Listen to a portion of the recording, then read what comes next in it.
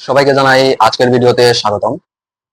তুমি যদি ক্লাস 7 এর স্টুডেন্ট হও বা ত্রিপুরা টিবিএসসি বোর্ডের স্টুডেন্ট হও, তাহলে আজকের ভিডিও তোমাদেরই জন্য।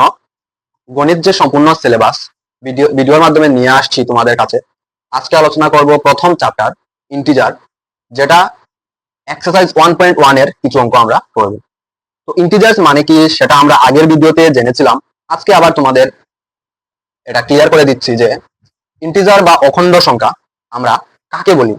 ইন্টিজার্স বা অখণ্ড সংখ্যা শুরু হয় মাইনাস থেকে, -3, -2, -1, 0, 1, 2, 3, 4, এভাবে যত সংখ্যা আছে সবগুলাকেই বলা হয় ইন্টিজার্স বা অখণ্ড সংখ্যা।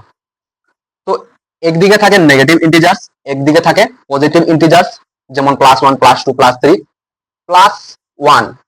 তাহলে এখানে আমাদের কিন্তু 1 এর সামনে প্লাস না লিখলেও এটাকে আমরা প্লাস ধরবো, কিন্তু মাইনাস হলে এটা লিখতে হবে, এটা মাস্ট বি ইম্পর্টেন্ট। তো আজকের যে 1.1 এর যে অঙ্ক, তার মধ্যে আমরা একের প্রথম করব 6 নাম্বার অঙ্কটা, কারণ এটা করলে তোমাদের বেশিরভাগ অঙ্ক এখানে ক্লিয়ার হয়ে যাবে। প্রথম অঙ্কের মধ্যে বলেছে যে রাম রহিমের চেয়ে -7 টাকা বেশি আয় করে। তো -7 টাকা হলে তো আমরা মাথার মধ্যে চলে আসছে যে -7 টাকা হলো লস বা ক্ষতি, কারণ মাইনাসটা আমরা তখনই ব্যবহার করি যখন কম, লস, হ্রাস পেয়েছে, ক্ষতি হয়েছে, এই জিনিসের সময় আমরা মাইনাস ব্যবহার করি। তো মাইনাস হলে তো ক্ষতি হবে, তো এখানে লিখেছে আবার বেশি। তো বেশি হলে তো পজিটিভ হওয়ার কথা। তার মানে এই রাশির দ্বারা কি বোঝা যায়, যে এই রাশির দ্বারা আমরা বুঝিয়েছি যে -7 টাকা বেশি আয় হবে না। -7 টাকা, -7 হলে আমরা জানি যেটা কম হবে মাইনাস হলে। তাহলে আমরা এটাকে লিখবো রাম রহিমের চেয়ে -7 টাকা বেশি, মানে মাইনাস মানে তো কম হবে, তার মানে কি 60 টাকা কম আয় করে। তাহলে এটা হয়ে যাবে আমাদের সঠিক উত্তর। কেন হয়েছে এটা? কারণ মাইনাস মানে কম, তার মানে কমের পরে বেশি লেখাটা বেশি আয় করে। তো এটা থেকে তো আমরা বুঝি যে এই রাশির দ্বারা আমরা কি বুঝি যে 60 টাকা কম আয় করে। তাহলে এখানে মাইনাস আর লিখিনি, এই মাইনাসটাকে আমরা লিখেছি কম। তাহলে এটা ছিল 6 নাম্বার অঙ্ক, যেটা তোমাদের আশা রাখি ক্লিয়ার হয়েছে। এখন দেখো 1 নাম্বার অঙ্কটা। এখন আমরা দেখবো প্রথম অঙ্ক যেটা 1 নাম্বার, সেটা হলো লিখেছে -15 টাকা ক্ষতি। তো -15 টাকা ক্ষতি, এটা অলরেডি ক্ষতিতে আছে। -15 টাকা তো অলরেডি ক্ষতি, তারপর আবার এখানে লিখেছে যে ক্ষতি। তো আলটিমেটলি এটার উত্তর হয়ে যাবে 15 টাকা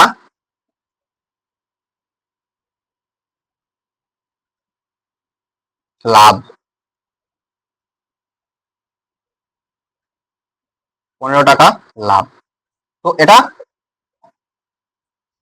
15 টাকা লাভ হয়ে যাবে, কারণ এখানের মধ্যে একটা রুলস তোমরা এখানে লক্ষ্য করবে যে এখানে -15 ছিল, সেটা +15 হয়ে গেছে, আর এখানে ক্ষতি ছিল, এখানে লাভ হয়ে গেছে। দুটোই এখানে অপোজিট বা বিপরীত যে, সেটা ব্যবহার করা হয়েছে।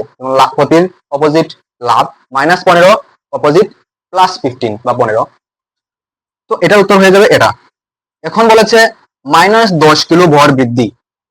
তো -10 কিলো ভর, তো -10 কিলো আমরা জানি যদি ভর হয় তাহলে এটা তো হ্রাসে ব্যবহার করা হয়, ঠিক আছে? তো হ্রাসে ব্যবহার করা হলে তো বৃদ্ধি লেখাটা সঠিক হবে না। তো এটার দ্বারা আমরা কি বুঝি? এটার দ্বারা আমরা বুঝেছি যে 10 কিলো ভর কি হবে? হ্রাস হবে। মাইনাস তো হ্রাসের ক্ষেত্রে হইতে হয়, তার মানে 10 কিলো ভর এখানে বৃদ্ধির জায়গা হয়ে যাবে হ্রাস। তো এটার দ্বারা আমরা যেটা বুঝতে পেরেছি 10 কিলো ভর হ্রাস। এখন -6 ডিগ্রি উষ্ণতা হ্রাস। -6 ডিগ্রি উষ্ণতা আমাদের হ্রাস বলছে। তো মাইনাস মানে তো আমরা অলরেডি জানি, মাইনাস মানে তো হ্রাস। তারপর আবার এখানে হ্রাস লিখেছে। এটা থেকে আমরা কি বুঝি যে 6 ডিগ্রি উষ্ণতা বৃদ্ধি।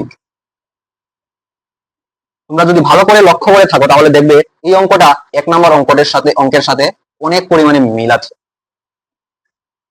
তো এটা -6 এর অপোজিট +6, আর হ্রাসের অপোজিট বৃদ্ধি। তারপর যে আছে 4 নম্বর অঙ্কটা, 8 মিটার নিচে, সরি -8 মিটার নিচে।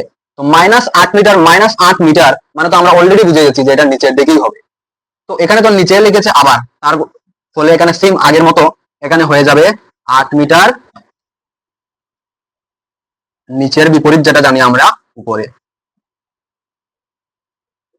ঠিক আছে, তারপর আছে 5 নম্বর অঙ্ক, যেটা -14 কিমি পূর্বে।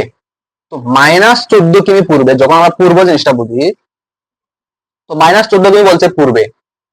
সেম এটা 4 নম্বর অঙ্কের সাথে যদি আমরা এটা মিলবে, কি হয়ে যাবে, 14 যে আছে তার বিপরীত।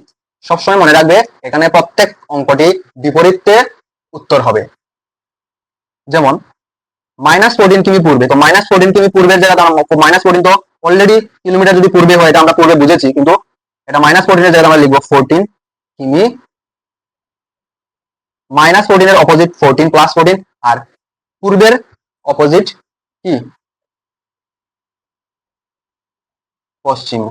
তো +14 কিলোমিটার পশ্চিমে এটার উত্তর হয়ে যাবে। তো আশা রাখি তোমরা এই আলোচনার মাধ্যমে এটা ক্লিয়ার হয়েছে তোমাদের। আমরা চলে যাচ্ছি নেক্সট, যে 2 নম্বর অঙ্কের দিকে। এখানে যদি কোনো লেখার মধ্যে কোনো ভুল টুল হয়, তোমরা সেটা ঠিক করে নিও। ভুল হতে পারে এখানের মধ্যে, যদি হয় তোমরা অবশ্যই ঠিক করে নিও।